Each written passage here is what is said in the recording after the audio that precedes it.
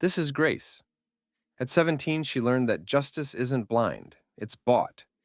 At 18, she buried her mother in a pauper's grave.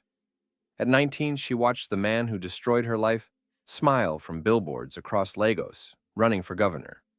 At 21, she stopped being able to sleep through the night. At 22, she started having conversations with her dead mother. And at 23, standing in a courtroom wearing the black robe she'd bled for, Grace finally understood something. Victory doesn't erase the scars. It just proves they didn't kill you. This is the story of a girl who refused to die, even when dying felt easier than living. So sit back, grab your popcorn, and ride with me through this survival story. If you're new here, don't forget to subscribe, like, and share with your loved ones. 6 months before everything shattered, Grace was light itself. She was the girl who woke at 4 a.m. to study constitutional law by candlelight in a Face Me I Face You compound in Surulere.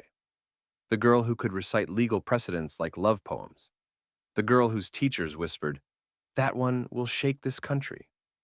Her mother, Comfort, sold smoked fish at Ojuelegba Market. 17 years of smoke-filled lungs, aching shoulders, and dreams, wrapped in newspaper. "You know what I see when I close my eyes?" Comfort would say, counting wrinkled naira notes by kerosene lamp. "I see you in that black robe, standing in court, making powerful men shake." Grace would laugh. "Mama, you're too much." "No, I'm just enough. And so are you, my daughter. So are you." Grace's best friend was Mercy. The sister she chose, Mercy's father, Mr. David Okonkwo, was a retired civil servant who'd seen enough corruption to fill libraries, but never had the courage to fight it. "Your brain is wasted on poverty," Mercy would say during study sessions in her family's proper flat in Yaba. "Poverty is temporary," Grace would reply with that brilliant, unshakable smile. "My mind is permanent." She believed it with her whole heart. Every morning, Grace walked past the mansion on their street. High walls, armed security, luxury cars gliding in and out like sharks. Everyone knew Chief Williams. Oil contracts, political machinery, the kind of power that made police commissioners stammer and judges look away. Grace never thought about that mansion. Rich people's problems weren't her problems. Until the night his son decided she was his entertainment. Friday, March 17th. 8:47 p.m. Grace would remember that timestamp forever. It was burned into her brain like a brand. She'd just left Mercy's house, bag heavy with borrowed textbooks, mind already running through tomorrow's study schedule. The shortcut behind the old printing press would save 15 minutes. She knew better. Every girl in Lagos knew better. But she was tired, so desperately tired, of being afraid of her own city. So she took the shortcut. There were 3 of them. Expensive cologne, designer sneakers, the careless confidence of boys who'd never heard the word no in their entire privileged lives. The leader stepped into the light from the street lamp, and Grace's stomach dropped. Toby Williams, Chief Williams's son. She'd seen him at the mansion, climbing out of sports cars, laughing too loud, treating the world like his personal playground. "Fine girl, where are you rushing to?" Grace's mouth went dry. "Please, I just want to go home." "Relax now. We just want to talk small." She tried to walk past. Toby grabbed her arm. Not rough yet, just possessive. Like she was a thing he'd decided to pick up. "I say relax. Let me go!" Grace yanked her arm back. That's when his face changed. From playful to predatory in half a heartbeat. "You know who I am? You know who my father is? Girls beg to talk to me and you are forming? I don't care who your father is." The slap came out of nowhere, snapping her head sideways. Everything after that happened in slow motion and fast forward at the same time. 7 minutes that broke 17 years. When they were done, Grace was on the ground, uniform torn, body screaming, mind somewhere far away where this couldn't be real, wasn't real, would never be real. Toby crouched beside her, his breath hot and rotten. "If you talk, nobody go believe you. You know who my father is? Look at you, market woman's daughter, compound rat. You think anybody go choose your word over mine?" He spat on her. Actually spat on her. Then they left, laughing about where to get suya, like they'd just finished playing football, not destroying a human being. Grace lay there for 90 minutes. She counted, 90 minutes before her legs would work again. When she finally stood, something inside her had fundamentally broken. Not just her body, not just her trust, her belief that the world made sense. She walked home in a daze, washed herself in the communal bathroom until the water ran cold and her skin was raw, and made a decision no one can ever know. Because girls like her didn't win against boys like him, everyone knew that. The first week, Grace functioned on autopilot. She went to school, sat in classes, wrote notes mechanically, spoke when spoken to. But inside, she was screaming. The nightmares started immediately. Every night she woke up gasping, smelling cologne, feeling hands, hearing laughter. She'd scrub her skin in the dark, trying to wash away sensations that wouldn't leave. The second week, she stopped eating. The food tasted like ash. Her stomach rejected everything. She lost 8 pounds. Comfort noticed. "Grace, you're disappearing." "What's wrong?" "Nothing, Mama. Just exam stress." "Exam stress doesn't make you look like a ghost." Grace couldn't meet her mother's eyes. If she looked at Comfort directly, she'd shatter into a million pieces. The third week, she failed a mathematics test. Grace had never failed at anything in her life. "Miss Grace, are you feeling well?" her teacher asked, concerned. "This isn't like you." "I'm fine, sir." But she wasn't fine. She was drowning. Mercy cornered her after school. "Grace, what is happening to you? You won't talk to me. You won't look at me. You're disappearing, and I don't know how to help you." Grace wanted to tell her. The words sat on her tongue like stones. "I was raped. Toby Williams raped me, and I can't do anything about it because his father owns this entire city." But saying it out loud would make it real. And if it was real, she'd have to face it. And facing it meant accepting that she'd lost. So she said nothing. The fourth week, the nightmares got worse. Grace started sleeping with the lights on, started having panic attacks in crowded places, started flinching when men walked too close. She'd be sitting in class and suddenly she couldn't breathe, couldn't think, couldn't exist in her own skin. The fifth week, she started planning her suicide. Not dramatically, practically. She researched methods, considered locations, wrote goodbye letters in her head. "Mama, I'm sorry. I tried to be strong enough. I wasn't." The sixth week, her body betrayed her completely. She missed her period. Grace sat on the bathroom floor, staring at nothing, feeling the walls of her life close in. No, no, no, no, no. By week 7, she couldn't hide it anymore. The morning sickness started. A neighbor saw her vomiting behind the compound. Gossip exploded like a bomb. "That Grace girl, the one who they form holy, she is pregnant." "Ain't it? I always knew that one was doing runs on the side. Her mother must be so ashamed." Comfort found out from the whispers before Grace could tell her. When Grace came home from school, her mother was sitting on their mat, aged 10 years in one afternoon. "Grace," Comfort's voice was barely a whisper. "Tell me it's not true." Grace stood in the doorway, bag dropping from her hands. "Mama, tell me you're not pregnant." Silence. Comfort started crying. Not loud, dramatic sobs. Quiet tears that hurt worse than screaming. "How, Grace? How did this happen? We were so careful. You were going to be different. You were going to escape." "Mama, I didn't, it wasn't." "Then what? What happened?" And finally, the dam broke. Grace collapsed to her knees and told her mother everything. The shortcut. Toby Williams, the 3 of them. The rape, the threats, the 11 weeks of silence that had been slowly killing her. By the end, both of them were sobbing. "My baby," Comfort whispered, pulling Grace close. "My baby, my baby, my baby." "Mama, I'm sorry." "No. Don't you dare apologize. You did nothing wrong. Nothing." "But Mama, it was Toby Williams, Chief Williams' son. Nobody will believe me. And even if they do, we have to try. We have to at least try." But trying nearly cost them everything. Grace's fight, I need you to do something.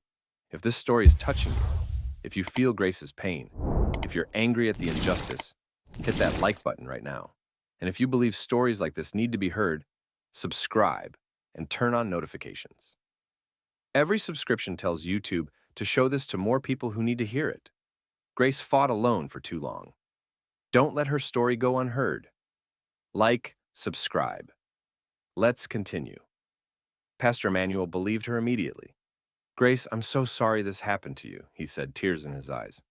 But you're right to speak up. Justice is for everyone, not just the powerful. He insisted they go to the police. Comfort was terrified, but Pastor Emmanuel was convinced. God sees all, he said with absolute faith. The truth will prevail.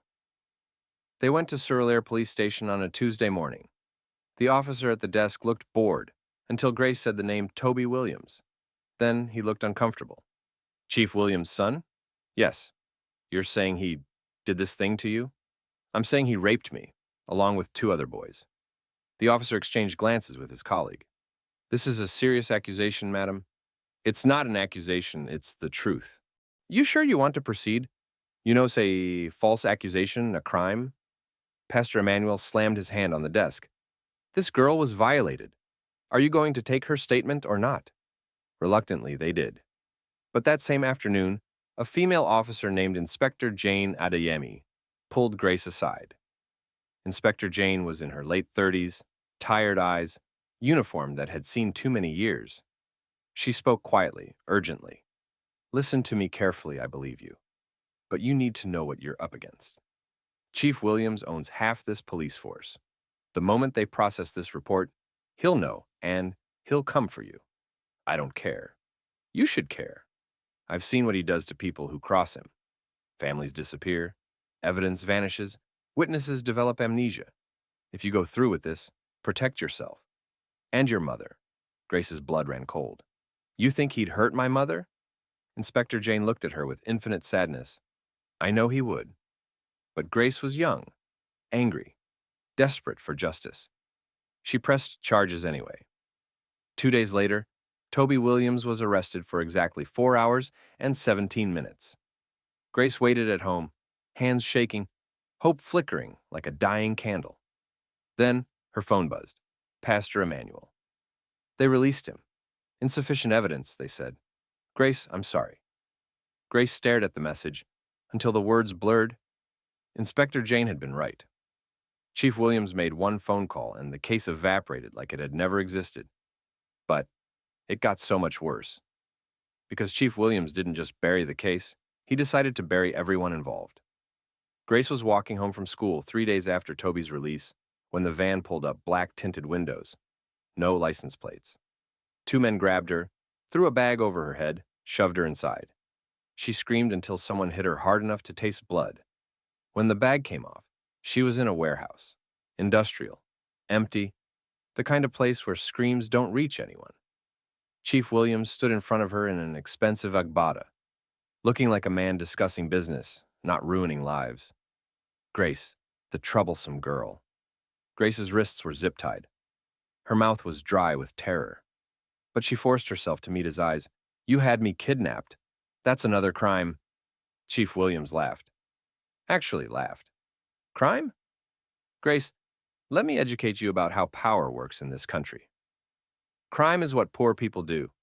What I do? That's business. That's politics. That's survival of the fittest. Your son raped me. My son had consensual sex with a girl who's now trying to extort my family different stories. But here's the problem. Your story is causing me embarrassment, and I don't tolerate embarrassment. I'll keep fighting. No, you won't, because I have your mother. The world stopped. What? Chief Williams nodded to one of his men, who held up a phone showing a video comfort, tied to a chair in some room, terrified but alive. Mama! Grace lunged forward, but the zip ties held. She's safe, for now. But her continued safety depends entirely on you, Grace. You will withdraw your complaint. You will apologize publicly for making false accusations. You will leave Lagos, and you will never speak my son's name again. Do we understand each other? You're a monster. I'm practical. You have 24 hours to comply. If you don't, your mother dies. Slowly, painfully. And you'll know it was your fault for being stubborn. They dumped Grace on a random street corner at 3 a.m. like garbage. She ran straight to Pastor Emmanuel's house, hammering on the door until he opened it. Grace? What happened? He took my mother. Chief Williams took my mother. Pastor Emmanuel didn't hesitate. He called everyone: police, newspapers, human rights organizations, churches. This is kidnapping, murder conspiracy. We need to act now. He made so much noise. Refused to be silenced. Refused to let this disappear. That's why, 4 days later, police came to his house at dawn. Pastor Emmanuel, you're under arrest for armed robbery and possession of stolen goods. What? This is insane. I'm a pastor. Tell it to the judge. They dragged him away in handcuffs, while his wife screamed and neighbors watched in horror. Inspector Jane saw it happen. She tried to speak up. This is wrong. Pastor Emmanuel is innocent. This is Chief Williams retaliating. Her superior pulled her aside. Inspector, shut up if you want to keep your job and your son. Jane's blood went cold. What about my son? Just shut up. That's all I'm saying. 1 week after Pastor Emmanuel's arrest, Comfort's body was found dumped on a roadside in Badagry. Official cause of death? Natural causes. But Grace saw the body. The bruises, the broken fingers, the cigarette burns. The evidence of days of torture. Her mother had been tortured to death. Grace stopped functioning as a human being after that. In her head, the guilt began to ring. If I didn't report it, Mama would still be alive. My voice killed her. She couldn't eat, couldn't sleep, couldn't think beyond the screaming void where her soul used to be. Inspector Jane came to the funeral, one of only 7 people who attended. She slipped an envelope into Grace's hand. I'm sorry about your mother. I wanted to help. But Chief Williams, he threatened my son. I have a 13-year-old boy, Grace. They sent me a photo of him leaving school with a message. We know where he goes. I couldn't. I had to stay silent. I'm so sorry. Grace stared at her with hollow eyes. Everyone's sorry. But my mother is still dead. Inspector Jane left crying.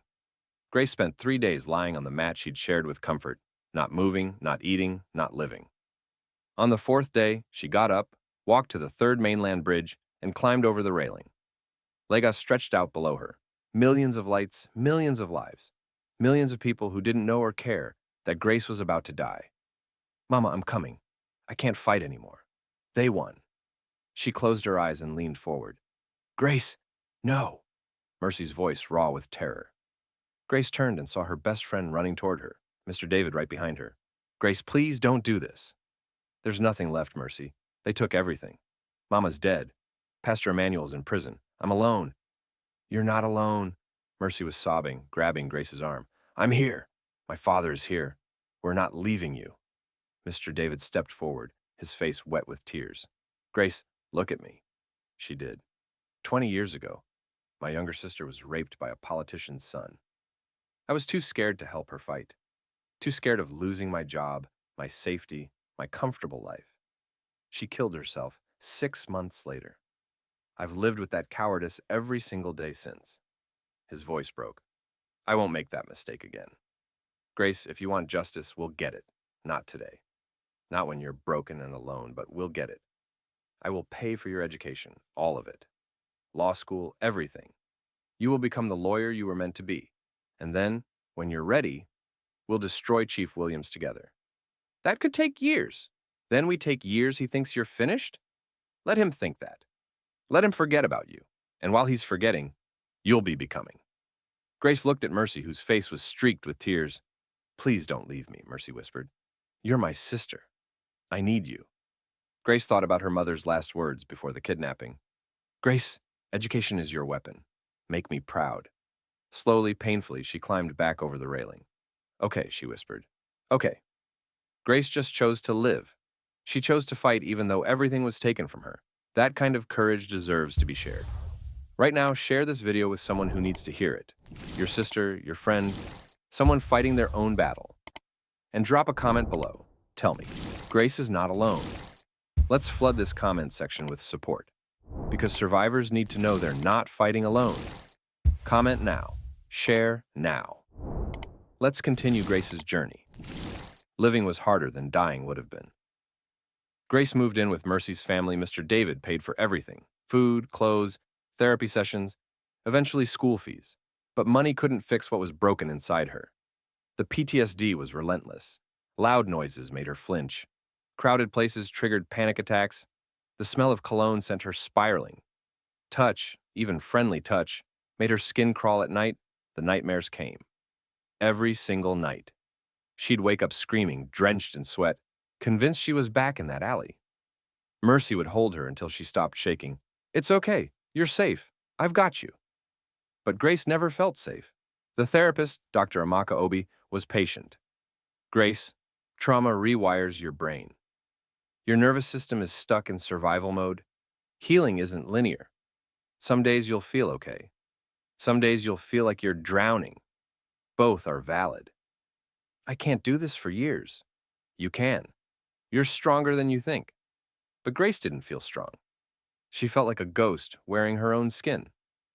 During the day, she studied constitutional law, criminal procedure, human rights. At night, she had conversations with her dead mother. Mama, I'm really trying, but it's so hard. I know, my daughter, but you're still here. That's what matters. Am I going crazy? No, you're grieving and surviving, both at once. Sometimes Grace wondered if she'd actually gone insane. The rage was constant, a black burning thing in her chest that never went away. She'd be sitting in class and suddenly want to scream, want to break things, want to hurt someone the way she'd been hurt. Dr. Amaka taught her coping strategies. When the rage comes, don't suppress it. Channel it. Use it. That anger is fuel. Let it power your fight, not destroy you. Grace wrote pages and pages of rage, pain, plans, dreams. She exercised until her body was too exhausted to feel. She studied like her life depended on it, because it did. Some days were okay. Grace could laugh with Mercy, could focus in class, could imagine a future. Other days were black holes. She couldn't get out of bed, couldn't stop crying, couldn't see the point of surviving because she thought she killed her mother. Those were the days Mercy sat with her in silence, just existing in the darkness together. She told Mercy, I killed my mother myself. Mercy replied, the villain killed her, not you. You don't have to be okay, Mercy would whisper. You just have to breathe. Then she slowly realized, yeah, the villain killed her, not me. Grace graduated top of her class from secondary school, got into University of Lagos on full scholarship, studied law with singular focus. But even as she excelled academically, the emotional cost was devastating. She had no social life, no dating, no normal young adult experiences, just studying, therapy, nightmares, rage, grief. Repeat. In her third year, she finally spoke about her mother publicly in a class about victims' rights. My mother was murdered by a powerful man because she believed in justice, Grace said, voice shaking but steady. The system failed her, failed me. That's why I'm here, to fix the system that kills people like us. The lecture hall went silent. After class, Professor Chris approached her. Grace Okafor, I've been watching you. You're brilliant, driven, but you're also carrying trauma that will eat you alive if you're not careful. I'm fine. No, you're not, but you're surviving. I respect that. If you ever need guidance, academic or otherwise, my door is open. Professor Chris became an unexpected mentor. She was in her 50s, had spent decades fighting corruption cases, and understood power intimately. Grace, you want to take down Chief Williams? More than anything. Then you need to be smarter than him. More patient. More strategic. Rage will get you killed. Calculated rage will get you justice. Learn the difference. Professor Chris taught Grace how to research, how to build cases, how to find evidence that powerful people thought they'd buried. Every corrupt system has cracks, she'd say. Find the cracks, exploit them. Never attack directly, that's how you get crushed. Attack from angles they're not watching. In her fourth year, Grace started noticing Chief Williams' political rise, local government chairman, commissioner, senator. Each promotion made Grace's stomach turn. He's climbing, she told Professor Chris, and no one's stopping him. Not yet. But Grace, you're not ready yet either. Be patient. Your time is coming. Grace graduated top of her class. Gold medalist, youngest lawyer in her cohort. But she didn't celebrate. Because Chief Williams was now running for governor of Lagos State. His face was everywhere. Billboards, TV ads, radio jingles. A leader you can trust. Grace stood in front of one of those billboards, fists clenched, and whispered, Trust? Let's talk about trust, Chief. Let's talk about everything. Grace didn't join a big law firm. She joined a small legal aid organization, Women's Justice Initiative, that defended sexual assault survivors pro bono. Her first case was a 15-year-old girl raped by her uncle. Grace won. Her second case was a market woman assaulted by a landlord. Grace won case after case. She built a reputation, the young lawyer who never backed down, never settled, never lost. But privately, Grace was building something else, a case against Chief Williams. She spent nights researching his business empire, his properties, his associates, his pattern of destruction. And she found something crucial. She wasn't his first victim. She wasn't even his 10th. There were others. So many others. Girls who'd been assaulted by Toby Williams over the years. Women who'd been silenced, paid off, threatened, or destroyed. Grace found them one by one. Most were too terrified to talk. He'll kill me. He'll destroy my family. No one will believe me. Grace understood that fear intimately. I know you're scared. I was too. I am too. But I'm not asking you to fight alone. Stand with me. Together, we're stronger than he is. Slowly, painfully, women started coming forward. But Grace needed more than testimony. She needed evidence that couldn't be dismissed. That's when she met Samuel Okoro. Samuel was an investigative journalist who'd spent 5 years trying to expose Chief Williams' corruption. He'd lost his job. His wife had left him. He'd been beaten twice. His car had been firebombed. But he hadn't stopped. I have documents, Samuel told Grace over EBA in Agusi at a hidden buka in Yaba. Bank records showing money laundering, emails proving contract fraud, audio recordings of bribery. I've been collecting evidence for years. Why haven't you published? Because every newspaper in Lagos is scared of him. Every editor I approach either refuses or mysteriously loses the documents. I've been sitting on this for 2 years, waiting for the right moment. Grace's heart raced. What if I told you I'm building a case? I'd say let's burn his empire to the ground. Together they compiled everything. Samuel's financial documents, Grace's victim testimonies, Professor Chris's legal framework. It was damning, undeniable, explosive. But they still had one problem. Chief Williams controlled the police, the courts, and the media. They needed someone inside the system willing to risk everything. That's when Inspector Jane Adeyemi reappeared. Grace was working late at the Women's Justice Initiative office when someone knocked. She opened the door to find Inspector Jane standing there, looking 10 years older and carrying a small box. Grace, we need to talk. Inside the box were documents, case files, evidence reports. After your mother died, I couldn't sleep, Jane said quietly. I told myself I stayed silent to protect my son. But really, I stayed silent because I was a coward. Inspector Jane, let me finish. Chief Williams threatened my son Emmanuel, sent men to his school, made it clear they could hurt him whenever they wanted. So I stayed quiet, but 3 months ago they killed him anyway. Grace's blood went cold. What? Hit and run. Accident, they called it. But I know the truth. They killed my boy even though I obeyed, even though I betrayed everything I stood for. He's dead, and I have nothing left to lose. Tears streamed down Jane's face. I kept copies.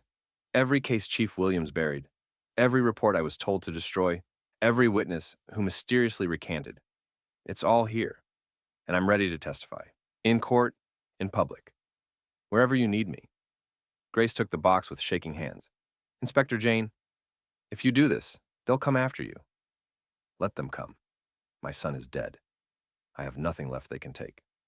But maybe if I do this, Emmanuel's death will mean something. She met Grace's eyes. Your mother died fighting for you. My son died because I didn't fight for him. Let's make their deaths count for something. Grace hugged her tightly. Thank you. Thank you for your courage. It's not courage, it's guilt. But I'll take it. With Inspector Jane's testimony and evidence, plus Samuel's financial documents, and the testimony of 11 victims, Grace finally had what she needed. A case that couldn't be dismissed. A case that couldn't be buried. A case that would force the entire country to pay attention. Now she just needed the platform. 3 months before the gubernatorial election, Samuel made arrangements. Not Lagos press. They were compromised national press, international press, human rights organizations, anti-corruption agencies. He arranged a press conference in Abuja, outside Chief Williams' sphere of immediate control. The night before, Grace couldn't sleep. She sat with Mercy, both of them quiet. Tomorrow, everything changes, Mercy finally said. I know. Are you scared? Terrified. Good, that means you're human. Mercy took her hand. Grace, whatever happens tomorrow, I'm proud of you. Your mother would be so proud. Grace's eyes filled with tears. I hope so.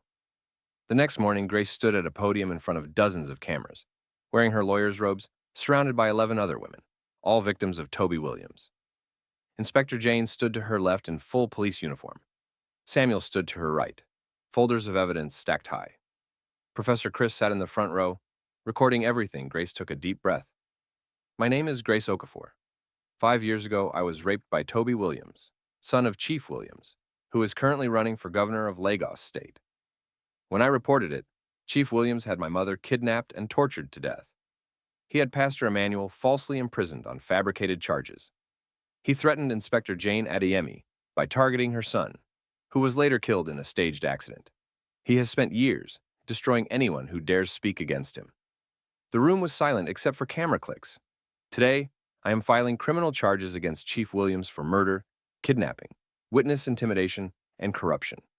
I am filing charges against his son Toby for multiple counts of rape, and I am releasing comprehensive evidence, bank records, emails, audio recordings, police reports, and victim testimonies, showing systematic corruption totaling over 3 billion naira in stolen public funds.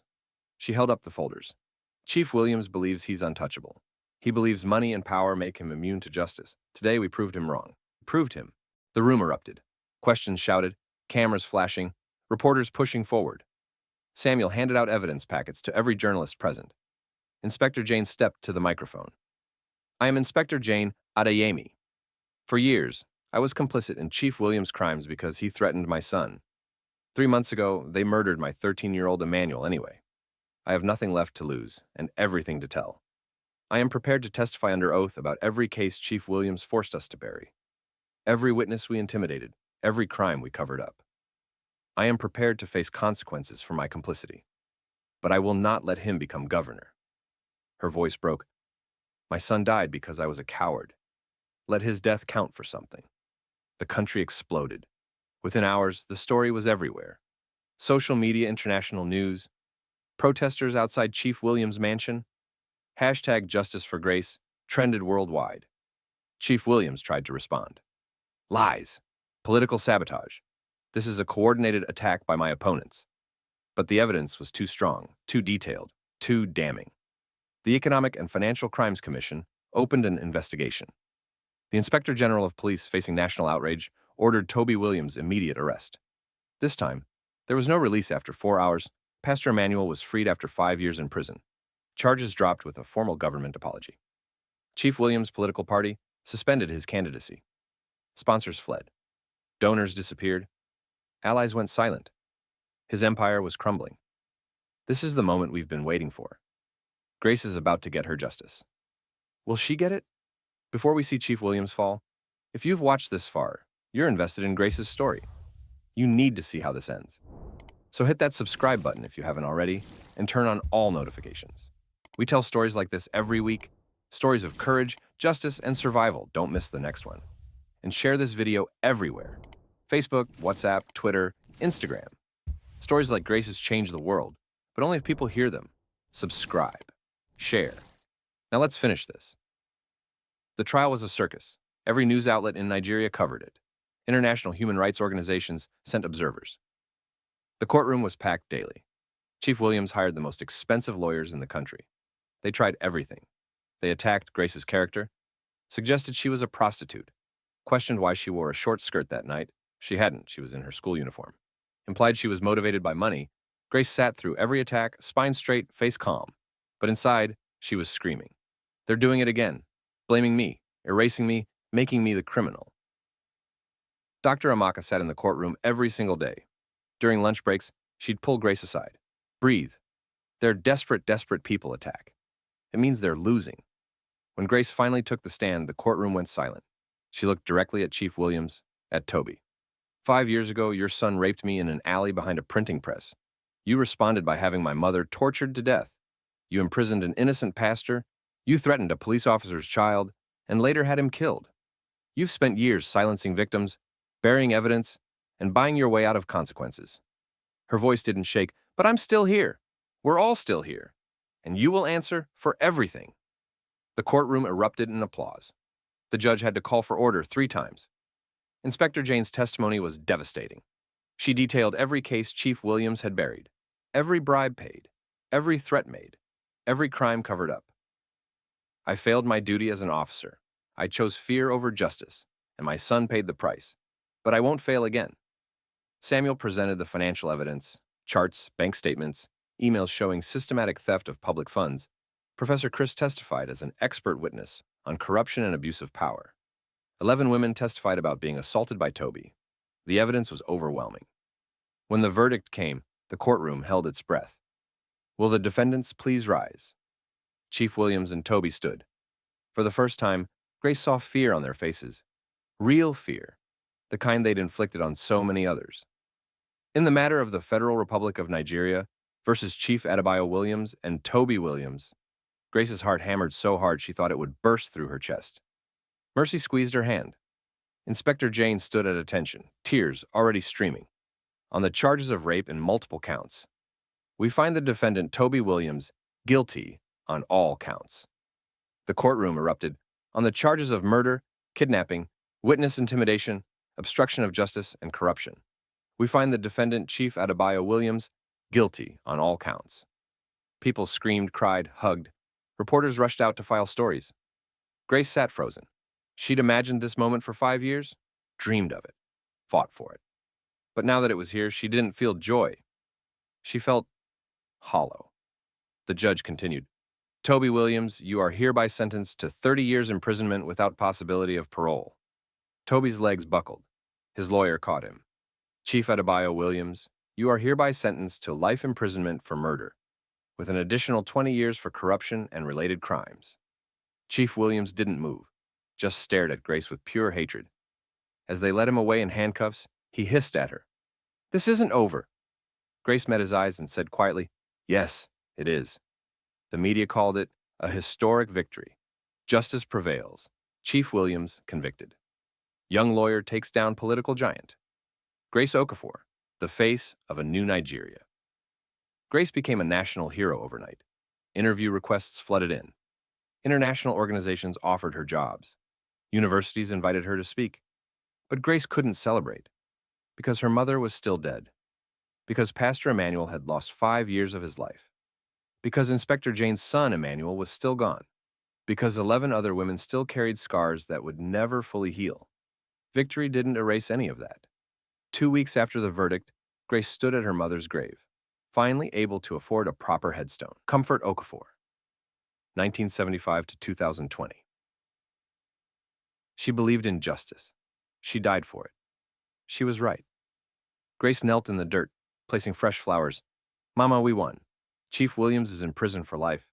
Toby is locked up for 30 years. Everyone knows what they did. Everyone knows you were murdered fighting for me. She traced the letters of her mother's name. But Mama, I'm not okay. Everyone thinks I should be happy, relieved, celebrating. But I just feel empty. Like I used up everything I had just to survive getting here. And now that we've won, I don't know who I am without the fight. The wind rustled through the trees. Is that normal? To feel this broken even after winning? No answer. Just silence. Grace sat there for hours, talking to a woman who couldn't hear her anymore, seeking comfort from a presence that existed only in memory. That night, the nightmares came back worse than ever. She woke up screaming. Mercy rushed in, held her while she sobbed. I thought winning would make it stop, Grace gasped between sobs. I thought justice would heal me. But Mercy, I'm still broken. The trial is over, and I'm still so broken. Grace, trauma doesn't disappear. Because you won in court. You're allowed to still be healing. You're allowed to not be okay. But everyone expects me to be this symbol of strength. You are strong. But strength doesn't mean you're not wounded. You survived hell. Give yourself permission to still be recovering from it. Dr. Amaka said something similar in their next session. Grace, you've been in survival mode for 5 years. Your entire identity became about the fight. Now the fight is over and your brain doesn't know what to do. That's normal. Unsettling, but normal. So what do? You grieve. You heal. You figure out who Grace is when she's not at war. That's the hardest part. Learning to live in peace after years of battle. It was true Grace had forgotten how to exist without an enemy. She'd forgotten what it felt like to wake up without a mission. She'd forgotten who she was beyond her trauma and rage. Her learning how to be human was harder than any trial. Unexpected aftermath. 3 months after the verdict, Inspector Jane came to Grace's office.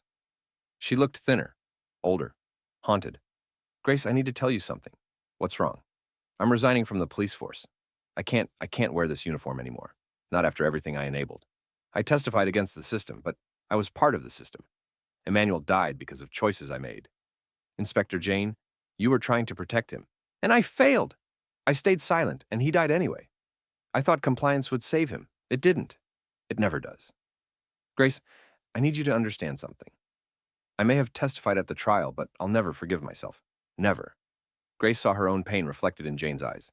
What will you do? I don't know. Maybe advocacy, maybe teaching, maybe nothing. But I can't keep pretending to serve justice when I spent years destroying it. Jane's resignation made national news. So did Samuel's next article. He'd continued investigating and found something new. Chief Williams' crimes went back 30 years. Dozens more victims. Dozens more buried cases. Your mother wasn't the first person he murdered, Samuel told Grace over the phone. She was the first one we could prove. But Grace, there are families out there who never got justice, who don't even know what happened to their loved ones. Grace felt sick. How many? At least 7 confirmed deaths, maybe more. Grace, this is bigger than we thought. The revelation opened new investigations. More trials. More victims coming forward. Grace became the de facto advocate for all of them. Not because she wanted to, but because they trusted her. Grace believed her mother. Grace fought for justice. Grace won. Maybe she'll fight for us too. And Grace tried. She took on case after case, representing victims of powerful men who thought they were untouchable, but the cost was devastating. Her PTSD worsened. The nightmares became constant. She lost weight, stopped sleeping properly. Mercy watched her best friend slowly disappearing again. Grace, you're burning out. You can't save everyone. I have to try. No, you don't. You're not responsible for fixing every broken thing in this country. You're one person and you're destroying yourself. If I don't fight, who will? Other people. There are other lawyers, other advocates, Grace. You won your case. You got justice. Now let yourself heal. But Grace didn't know how. Healing felt like giving up. Resting felt like betraying everyone still fighting. Living felt like dishonoring everyone who died. She was trapped in a cycle she couldn't break. 6 months after the trial, Professor Chris invited Grace to her house. They sat on her veranda, drinking Zobo, watching Lagos chaos unfold below. Grace, you're killing yourself. I'm fine. You're not. I've watched you take on 30 cases in 6 months. You've lost 15 pounds. You look like you haven't slept in weeks. You're running on rage and guilt, and eventually, you'll collapse. Grace's eyes filled with tears. I can't stop.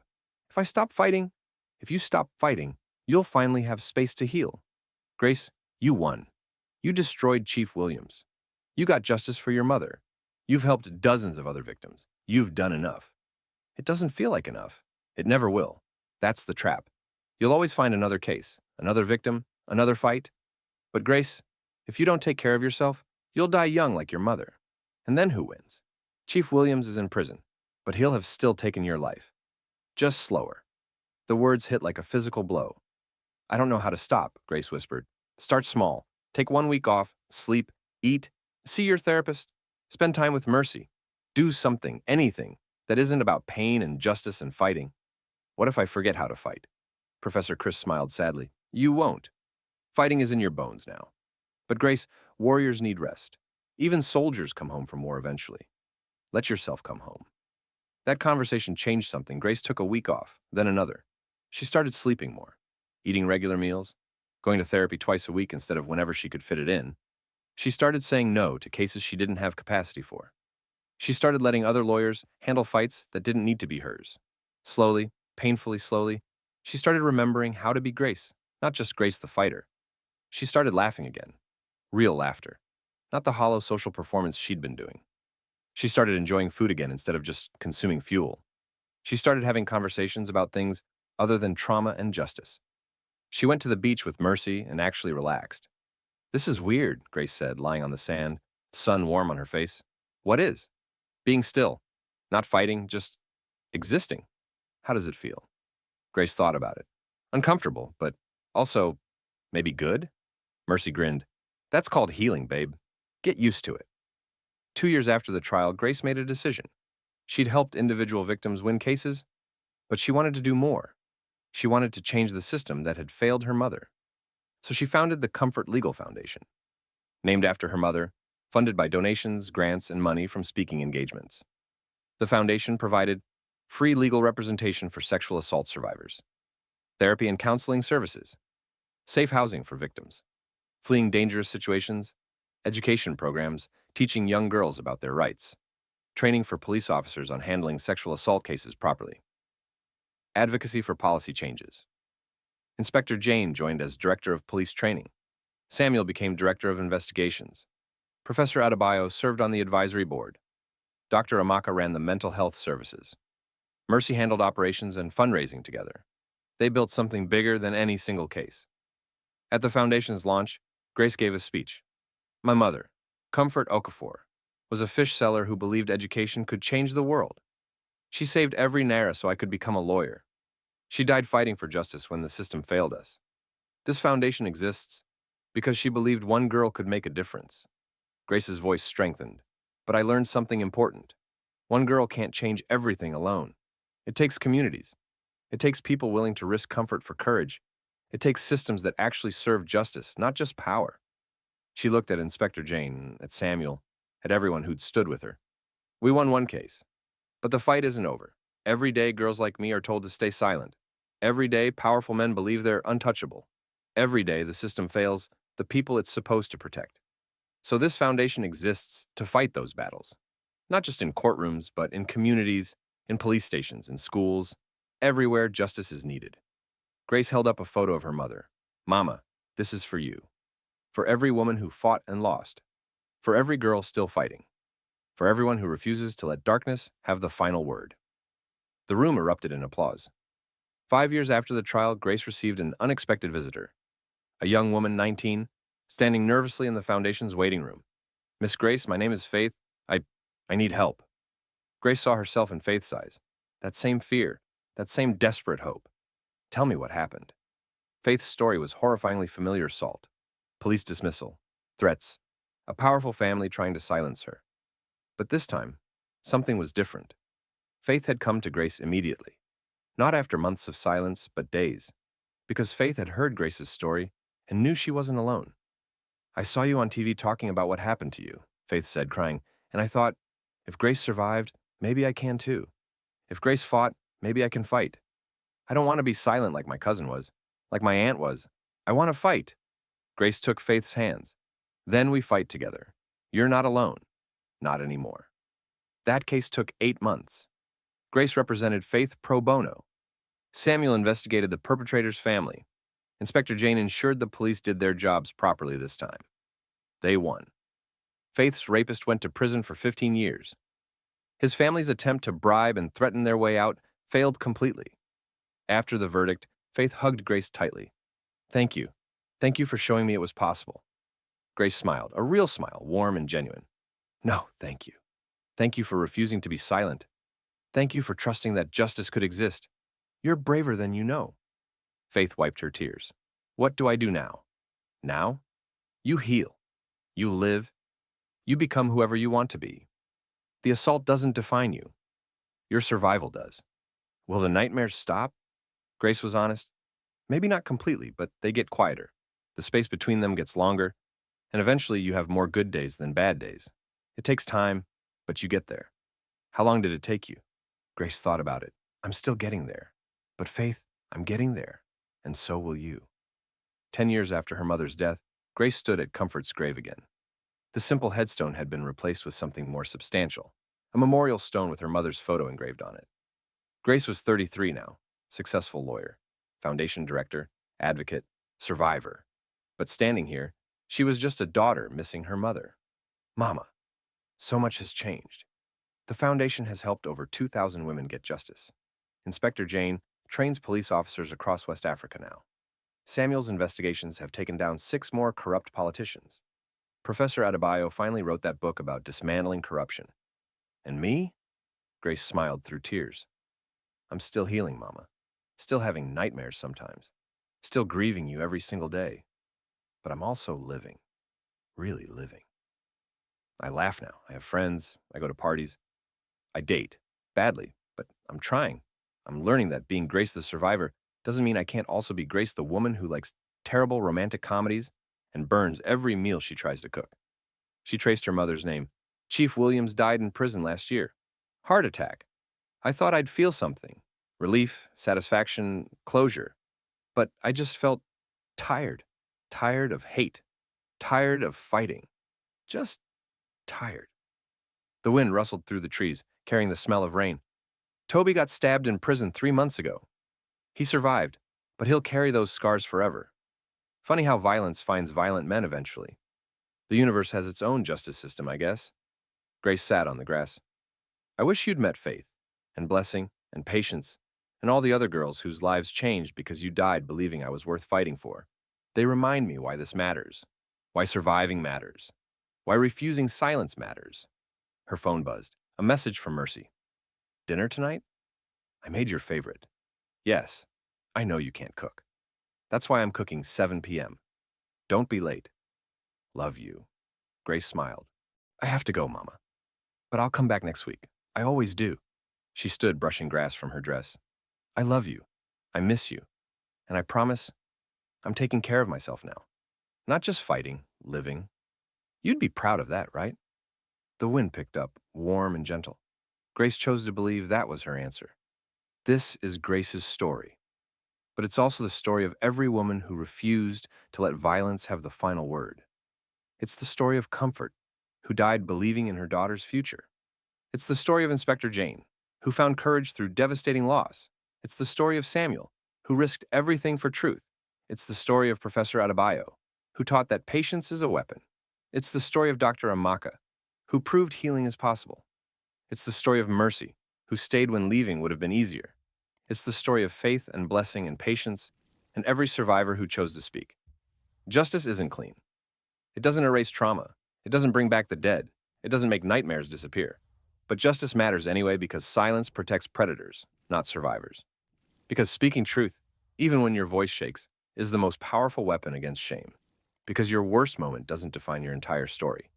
Because systems change when enough people refuse to accept them as they are. And because surviving isn't just about staying alive, it's about deciding that your life, your broken, scarred, beautiful life, is worth fighting for. Grace learned that the hard way. Through loss, through rage, through years of darkness. But she learned it. And now she teaches it to every girl who walks through her foundation's doors. You are not what happened to you. You are what you choose to become afterward. And if you choose to become a force that changes the world, then trauma didn't break you. It just revealed how powerful you always were. This is Grace's story. But it doesn't have to be yours. Speak fight, survive, rise. And when you do, remember the women who fought before you. Remember the women fighting beside you. And reach back for the women who will fight after you. That's how we win. Not quickly. Not easily. But permanently. In memory of every Comfort who died fighting.